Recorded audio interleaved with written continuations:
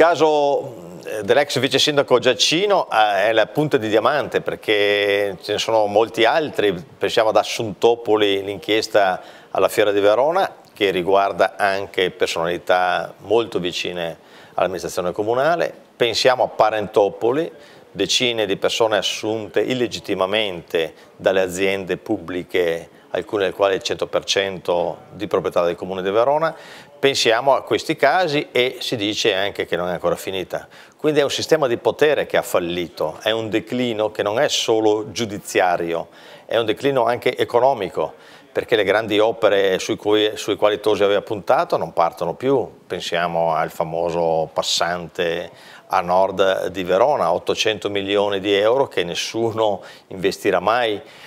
Pensiamo quindi a tutti questi progetti che all'improvviso, ma in realtà dopo 8 anni di amministrazione comunale, si dimostrano non solo inutili ma inefficaci e ingestibili, e che non saranno mai realizzati.